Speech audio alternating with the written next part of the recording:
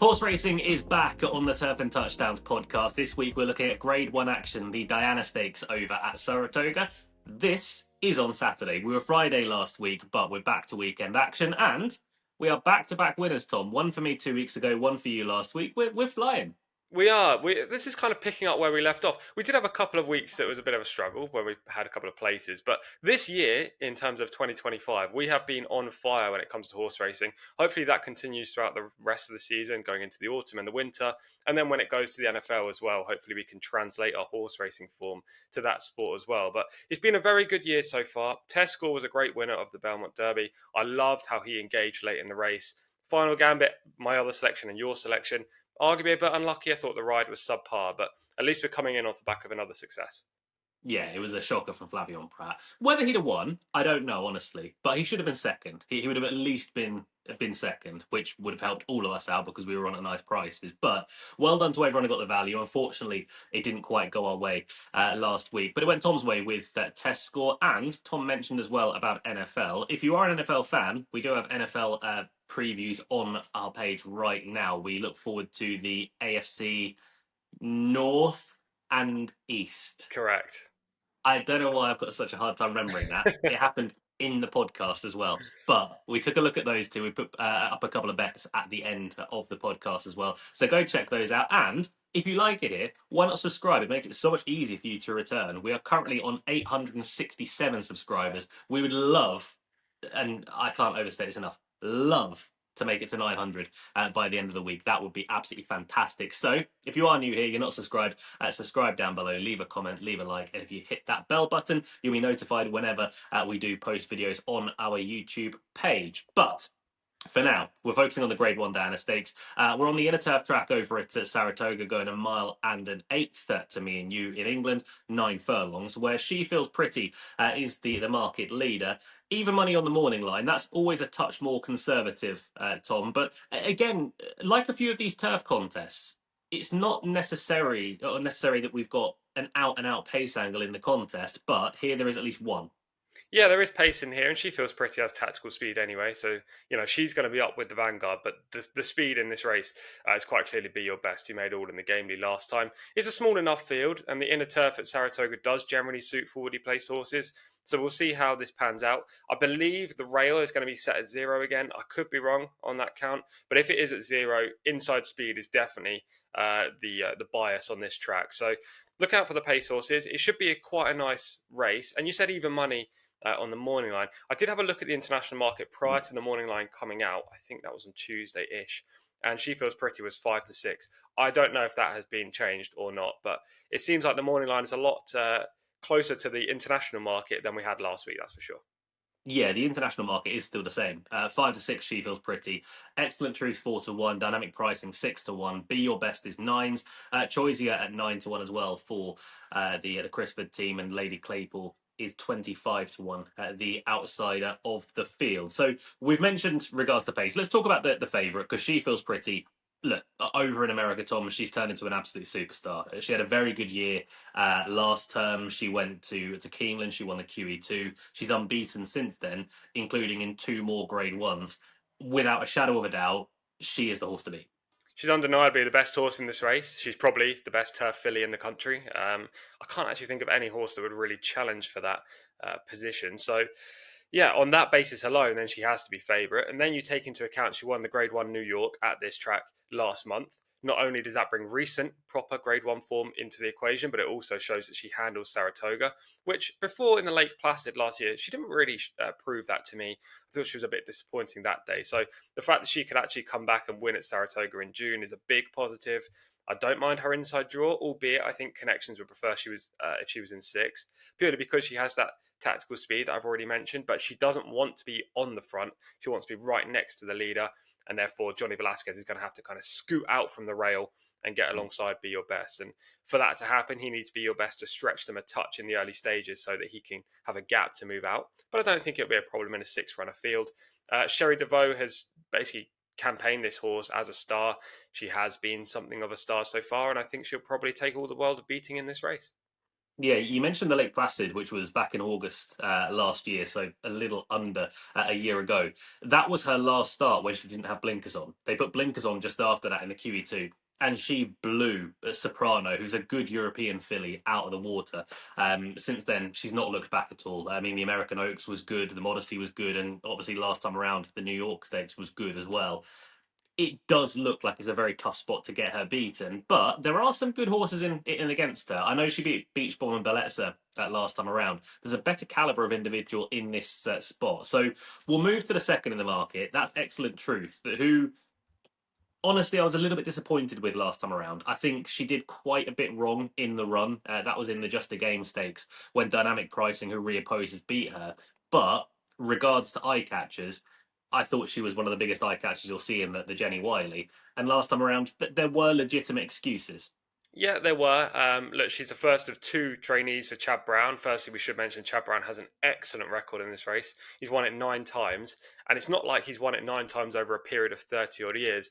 His first success was in 2011. His second success in this race was 2016. Then he won it in 2017, 2018, 2019, 2020, 2022, 2023, and 2024. It's just been complete dominance, as you would expect, considering how strong he is in this division, especially with the fillies and mares. So he has farmed this race and he'll hope to win it again. Maybe Excellent Truth is the better of his two, but I don't think much separates her and Dynamic Pricing, who we'll talk about in a bit.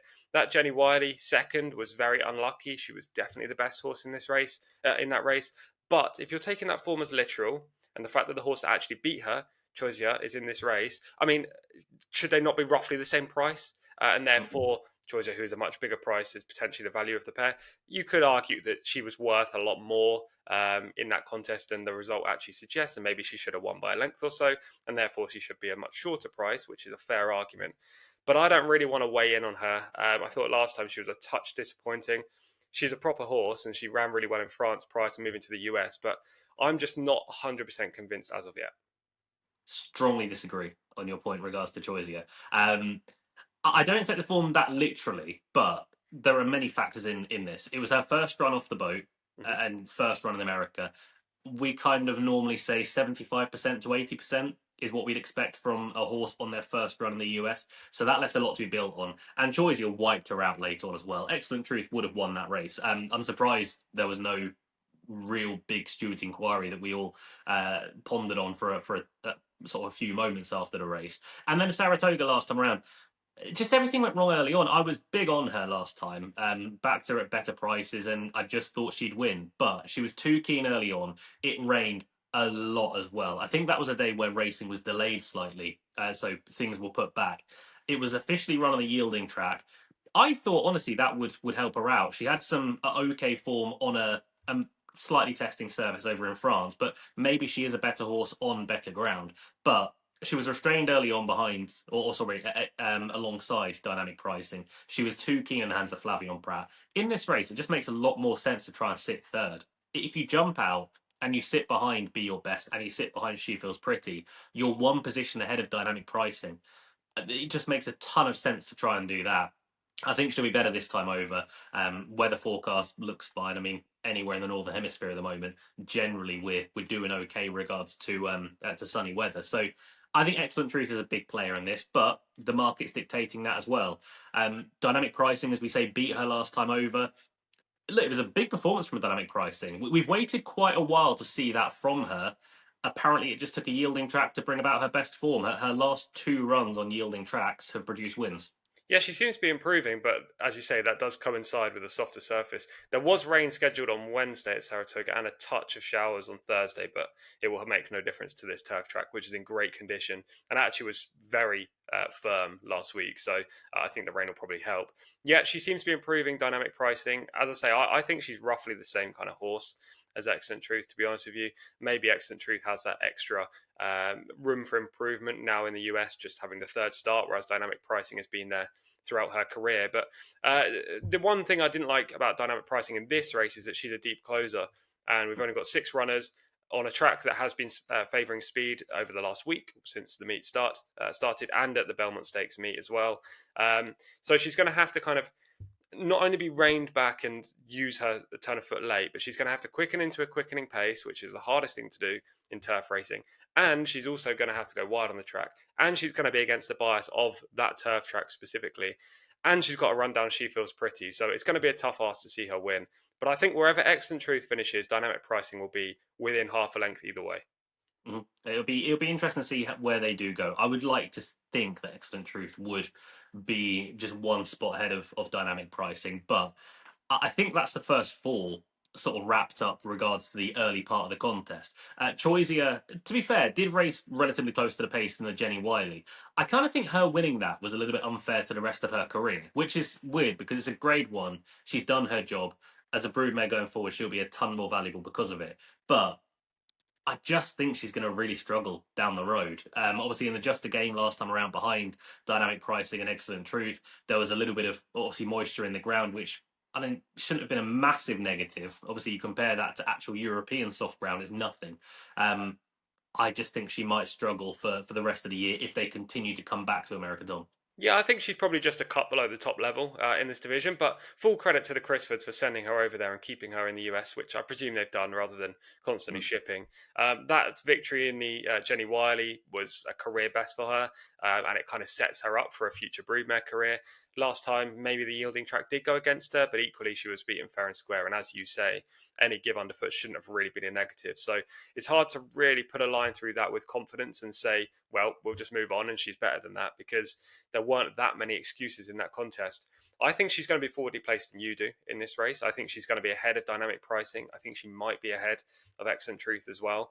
I imagine it's going to be Your Best, She Feels Pretty, Choisya on the rail, and then maybe Excellent Truth just on her shoulder. But we'll see how this race pans out. Luis Saez has retaining the mount, which is the one positive. He knows her well, and no other US jockey's ever ridden her. So the fact that Louis on board is definitely a tick in the box. Yeah, my question mark is class, honestly, regards to Choisy. I know she's won her grade one, but I don't think the way it worked out was the greatest of grade ones, and I thought she should have been beaten in it anyway. But well done to the Chrisfords for again having another go. It always adds another level of interest into the contest. And look, the final one to talk about of the six is Lady Claypoole, who honestly, last time around, yes, was well beaten behind Be Your Best, but you have to give major credit to her. She broke from the inside draw. She was towards the back of the field in a slowly run contest to get into second place. That was a big effort, but a lot more is still needed here. Yeah, we absolutely haven't talked about Be Your Best, by the way. But anyway, we'll come back Oh, to her. sorry, yeah, I didn't. We'll come back to her, don't you worry. Yeah, Lady Claypoole was runner up in the Gamely last time. It was a career best display, and I like that they're kind of tilting at windmills in this spot. Small field, maybe a couple of these horses will disappoint, and she can run home. She could even grab third place, which would be huge for her profile and prize money, etc. The trainer's 100% at Saratoga, but the sample size is 1 from 1. That's in the last year, by the way. I just don't think she's good enough. I'm happy to overlook her. She would need a huge career best to win. She would also need a lot of pace to aim at, which, quite frankly, she won't get in this spot. Let's mention Be Your Best, as Tom mentioned. Look, a horse that we both tried taking on last time around, and a horse that made us both look silly last time around. Irad shipped into town over at Santa Anita. I think him and Safi Joseph might have won both of the. Maybe not both of the turf, two of the stakes races anyway, at Santa Anita on the card. But Be Your Best was very good. Went to the lead, stayed there, quite frankly, and burnt off anyone else that tried to go with her. Yeah, I thought that was a really good display. And as you say, we tried to take her on and she made us look stupid, really. She dominated that race. And it was definitely a performance that kind of made her stand higher up in my pecking order when I'm contemplating this turf division right now. I like the spot she's in. She's drawn the outside post and she's the kind of lone speed, albeit we have said horses have tactical pace in here. She is the only one that actually wants to be off the front. So that is a big advantage on a track that definitely suits, not only because of the running style, but the fact that she's won at Saratoga a few times before. I like that Irad's staying on board. Maybe she doesn't have the same kind of talent as She Feels Pretty, but I think you don't want to be letting her loose off the top end. We saw that at Santa Anita last time, and she just galloped. I mean, the thing is, though, that was such bad timing. And like, I thought you were on a roll there. I went to take a drink, and then you just ended. I was like, brilliant. So now I don't get a drink. Um, read the room, Tom. I don't think they'll let her get loose off the end. Effectively, what we have here is a very good front runner. I feel Mhm. that is running against very good horses. Now, this is going to make no sense to our American viewers, but the battle that I always bring this back to is in the Tingle Creek of like 10 years ago or so when Sprinter Sacre ran against Songshuer. Songshuer was a very, very good front running chaser. Sprinter Sacre was just better than him. He sat on the coattails, he picked him up when he wanted, and in the end, Songshuer couldn't even finish second. Kumbeshwar finished third. That's the analogy over. Americans, welcome back. But I just don't think Be Your Best is good enough to really, really burn off genuine Grade 1 horses. Look, maybe she has taken another step forward, but I'm not 100% convinced. How do you like the analogy? Was that work for you? I mean, I understood it, so it's absolutely fine. I would have given 1,000 to 1 that Sanctuary would have been given a mention on this podcast, but with Luke, you never know what's coming up. Exactly. Just throw random stuff out and see where it Hey, lands. But it's better than the grape chat from last week. no, it wasn't actually. We had people that messaged us saying I did actually pause the podcast halfway, went and tried it. 18, by the way, was one of the shouts. These people are all shambles, including But you. rude. But 18 is easily doable. I would be disappointed if I didn't get 18. Like that needs work Mate, personally. But last point on this because we've got to get on to picks, but it could have been those bullet-sized grapes, and that is a problem. If it's those little small ones, then I mean that's easy, surely. yeah, yeah, you do need to pick your grapes wisely, and you need to pick them off the stem as well before you do it. Yeah, Just wasting time otherwise. agreed. Right. Let's move on to our selections. There's the weekly grape chat. Let's move on to our selections for this week because we're both kind of looking in the same area, but at the same time we're taking a different route to get there. Yeah, I feel like we should both put up win selections purely for people who like playing singles, and also in the US, maybe if you're playing pick fives, pick fours, etc., then you want to know who's going to come out on top. But also in a race like this, because spoiler alert, we both like the short price favourite, it's maybe worth putting up a forecast. So from a single perspective, I think She Feels Pretty is definitely the horse to beat. She looks like she's kind of bomb-proof in this division at the moment. The blinkers have really helped. She has tactical speed to be in that right spot, and there should be no excuse for her in the run, providing she breaks cleanly. I think she'll win, but she is a short price. So, look, you have to weigh up risk and reward when you're betting a horse at odds on. From a forecast perspective, which is probably the bet I will have in this race, only a few quid, not massive. I don't think it's the best punting race of all time. If She Feels Pretty to win and Be Your Best to run second, I just think the speed is holding up on this inner turf track. The rain's probably not going to have enough of an effect to slow it down and get the closers involved. I think the rail's at 0, as I say, which is a massive positive for forwardly placed horses. And that run from Be Your Best in the Gamely last time was too good to ignore, in my opinion. If those two can kick off that front end, I think She Feels Pretty will wear down Be Your Best, and those two may finish in that kind of order, 1 to beat 6. Yeah, I like She Feels Pretty as well. I think this is a return to her best trip. I think 9 furlongs is spot on for her. She went a little further last time around, and we still saw a very good effort from her. But I think we'll see more from her this time over, and also back on a faster racing surface. My concern with Be Your Best is that for a forecast purpose, she's a front runner. She might just be there to be shot at. She could run fourth and run the race of her career, but there will be horses charging at her late on. I'm boring, honestly. I think Excellent Truth is a horse that will follow home. She Feels Pretty. I think there's more to come from Excellent Truth. Last time around, I really don't think was her running whatsoever. And if you improve a touch from that, you're clear second best in this by quite some way. I think she'll overturn that form of dynamic pricing. Return to faster ground will help. And I just pray that after Flavion Pratt gave us an absolute shocker of a ride last week on Final Gambit, he can just do a little bit more and finish second. Don't win, Flavion. Don't win. Just finish second this week behind She Feels Pretty, and that will do me a good turn. So we're agreeing on the favourite, but we are taking different routes regards to forecasts. That is us done for this week, Tom. What are we doing over the next week? I think we might have another NFL podcast out with a couple of more divisional looks and any bets from those. And then obviously horse racing next week. It is the Haskell next week at Monmouth, Grade 1, featuring journalism, I believe. I'm not sure who else is in the lineup, but I do think journalism's going there. I will have to check the lineup to see if that race is worthy of a full preview, or we might just mention that he's running because he could be a short price. But it's also the Grade 1 American Oaks as well at Saratoga. So one of those two races will be the preview next week. And if it's not the Haskell, we'll talk about it anyway. Yeah, there'll be something anyway. I always like throwing that question to Tom because I have no idea if he's actually thought about it or looked ahead.